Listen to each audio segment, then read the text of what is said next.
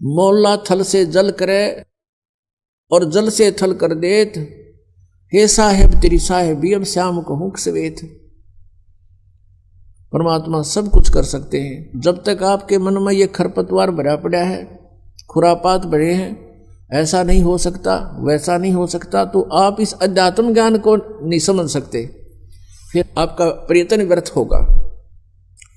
पुण्यात्माओं, श्रद्धालु की श्रद्धा ब्लाइंड होती है, वो ब्लाइंड फेथ करता है और ऐसे ही करना चाहिए।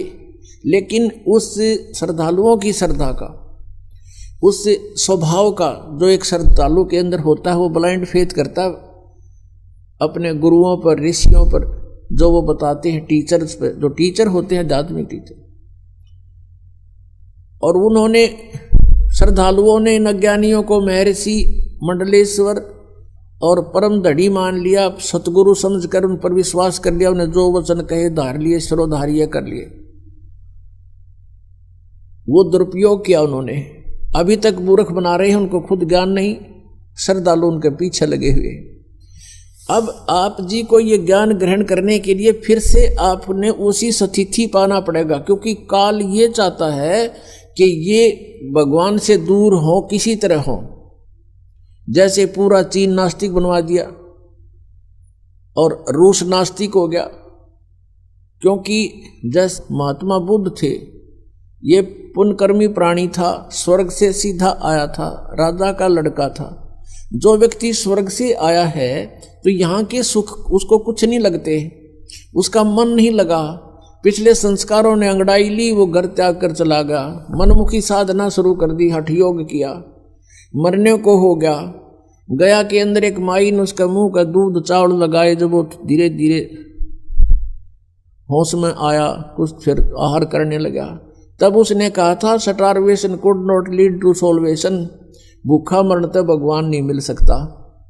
फिर उसके पिछले संस्कार थे कुछ, उसके कारण उसके वचन में शक्ति थी, लाखों लोग अनुयायी हो गए, लेकिन वे ऑफ वर्शिप ठीक नहीं थी। जैसे पूरा चीन महात्मा बुद्ध के विचारों से प्रभावित होकर उसके साथ धार्मिकता से लगे थे, ना कि राजनीति से। अब आगे चल के महात्मा बुद्ध के द्वारा बताए गए साधनों से, वे ऑफ वर्शिप से, पूजा की विधि से कोई लाभ हुआ नहीं, वो नास्तिक होने थे, क्यों, भगवान है ही नहीं फिर। तो ये यही चाहता है कि जैसे ही ये लाखों करोड़ों व्यक्ति नकली गुरुओं के पास पहुंच गए, अच्छी आत्माएं श्रद्धा से बैठे हैं और सोचते हैं मोक्ष होगा, अब उनको इस ज्ञान का पता चलेगा, परमात्मा के सच्चे ज्ञान का, तो वहां से भागेंगे वह। ऐसा कोई पागल नहीं आज के दिन, ऐसा बावला नहीं है कि उन मूर्खों के फिर भी चिपका रहेगा, और फिर भी चिपका रहेगा तो है उल्लू पड़ा रहेगा वहां पर। तो यहां जब आएंगे वो व्यक्ति, इन क्योंकि वो ज्ञान तक ज्ञान सुन रखा उन्होंने, और वो 20-20 वर्ष से ठोक रखा अंदर, अब वो धीरे धीरे जब ये ज्ञान यहां से शुरू होगा तो वो उनके मन में वो खुरापात विद्यमान होंगे जो पहले अज्ञान सुन रखा। वहां तो वो ब्लाइंड फेथ कर रहे थे, अब यहां ब्लाइंड फेथ हो नहीं सकता, क्योंकि वो दूध के जले हुए हैं।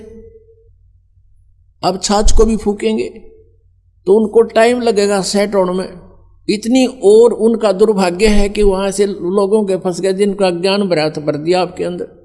लेकिन अंत में फिर आपने जब ये ज्ञान और ये प्रमाण सामने आएंगे, फिर आपने पुनः फिर ब्लाइंड फेथ करना पड़ेगा इस दास के ऊपर।